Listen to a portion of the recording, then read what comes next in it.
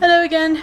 I am here taking a personality test. Also, if you hear TV, I'm not the only person who lives in this house, and if they're watching TV, I can't tell them to stop because that's rude. So one of the things that seems to be kind of popular amongst the youngsters is, what kind of personality are you? And it's that 4-letter personality of, like, I'm an INFP or I'm an LMNOP and stuff like that. I actually don't know. So I thought, what the hey who, I'm gonna figure out what I am and I'm gonna take you along with me. The only thing I definitely know is that I'm an introvert. Beyond that, I have no idea. So let's get started. Here I am on the 16personalities.com whatever thing that tells you which one you are, and we're gonna go through it. You enjoy vibrant social events with lots of people. No!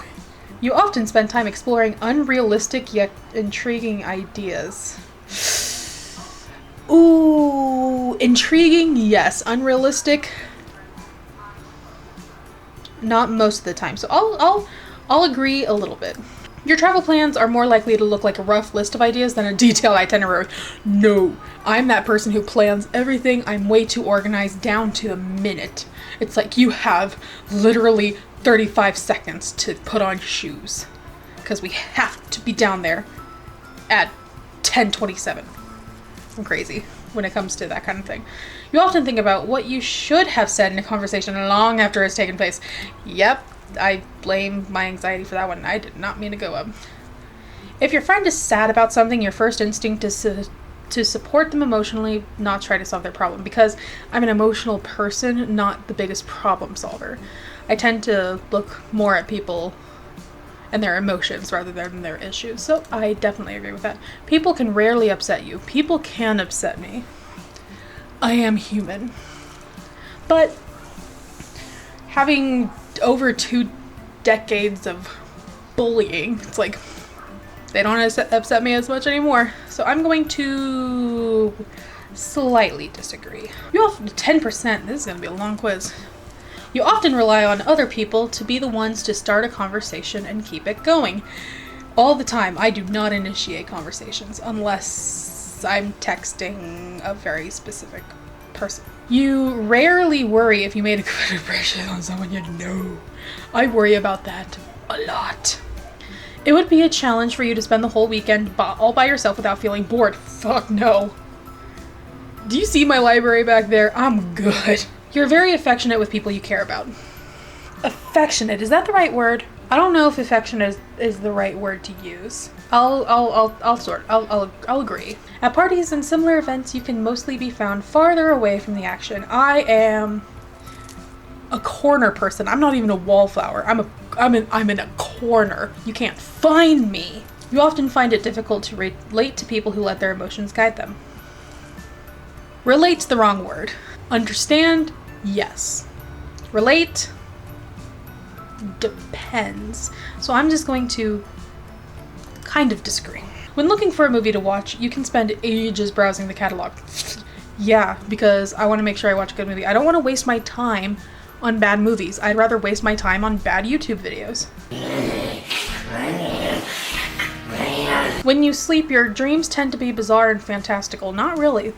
They're either very realistic, or I don't dream, or I'll just have a weird nightmare.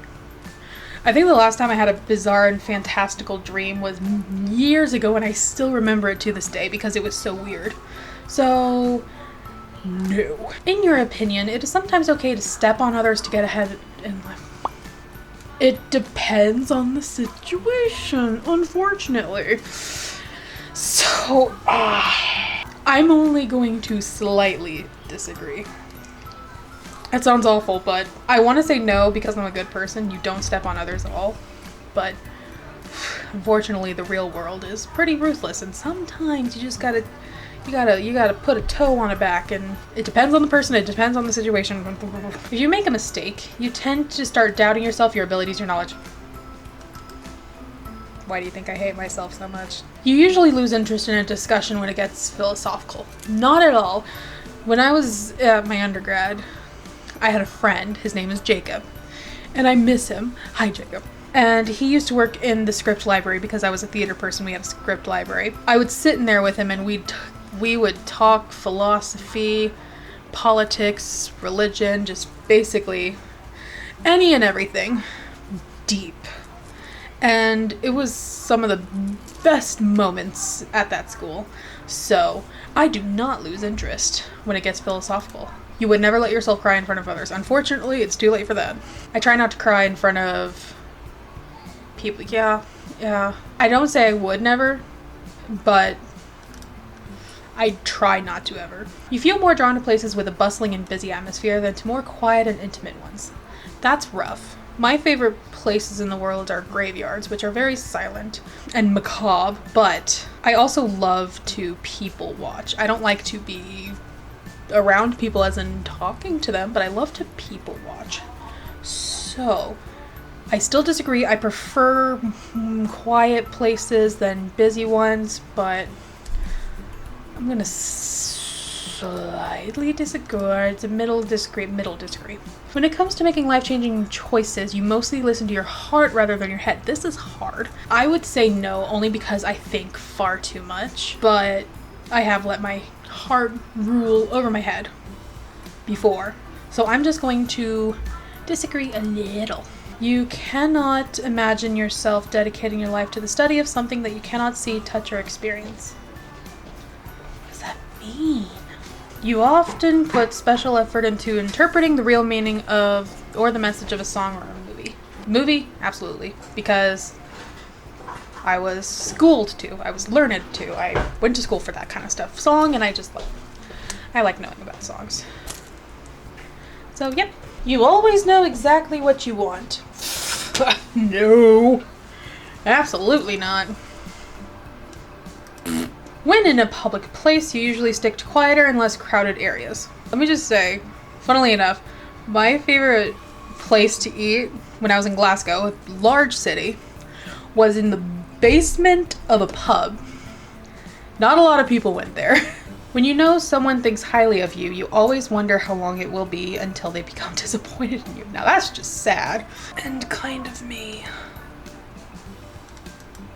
You feel comfortable just walking up to someone you find interesting and no. Bruh. There was a guy.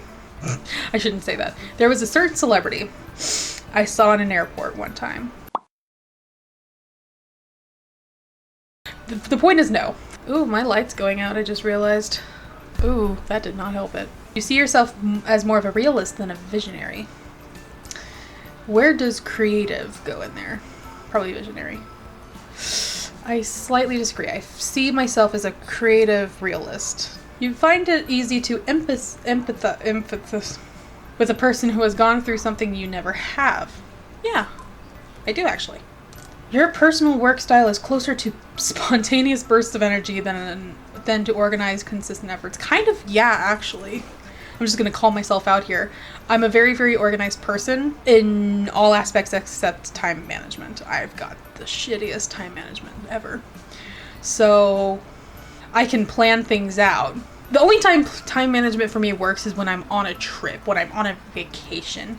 Probably because I know time is precious and there's a lot of things that I just said I can make a whole video about, but the point is I've never been able to stick to a real time schedule when it comes to personal work, and that's definitely more spontaneous bursts of energy, so I will mildly agree. You frequently find yourself wondering how technological advancement could change everyday life. No, not really.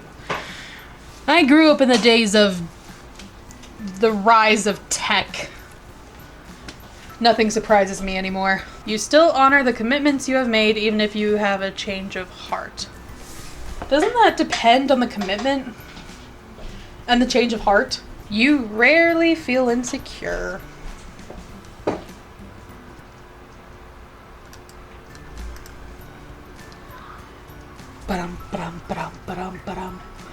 Wah! So, we've got personality type.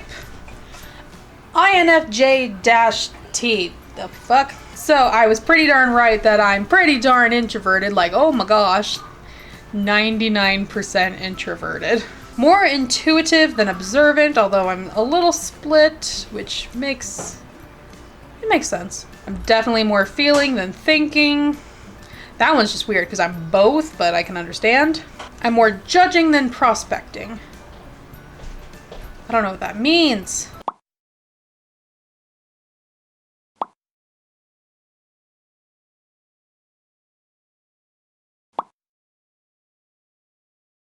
And I'm more turbulent than assertive. What does that mean? Also known as the advocate. Okay, diplomat. Constant improvement. I do agree with that one. I'm always of that mindset. Cute show. Is it that pony show you've been watching? Pony show? Yeah. It's super cute though, and it's disgustingly family friendly. The advocate personality type is very rare, making up less than 1% of the population. Tend to see helping others as their purpose in life. Most of the time, yeah. My purpose in life is learning and helping others learn. Yep. Advocates, you may know. Martin Luther King Jr., Reverend Dr. Martin Luther King Jr., Nelson Mandela, Mother Teresa, and why are you...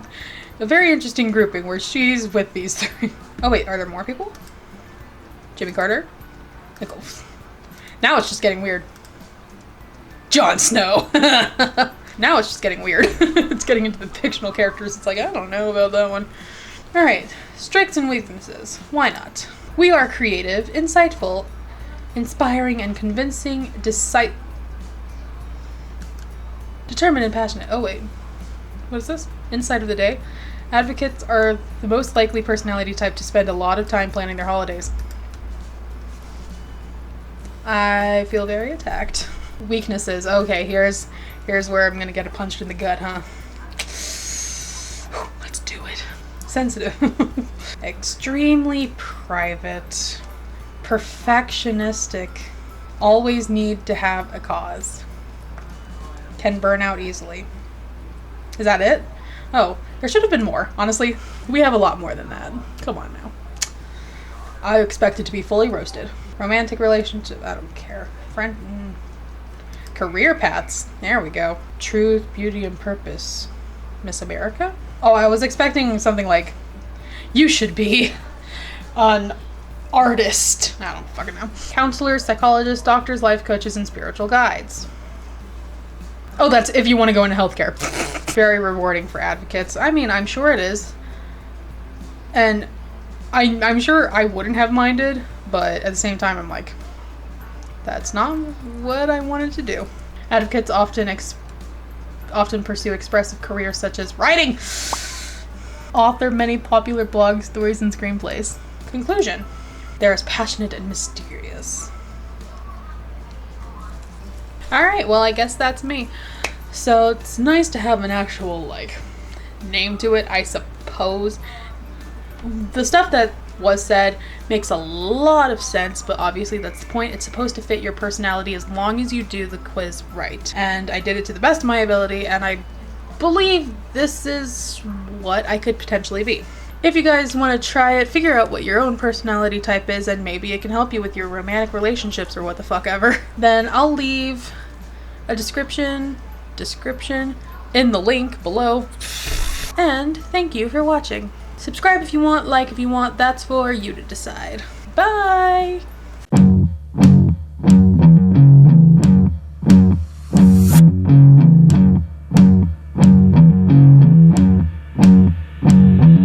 This is gonna be a bitch to edit.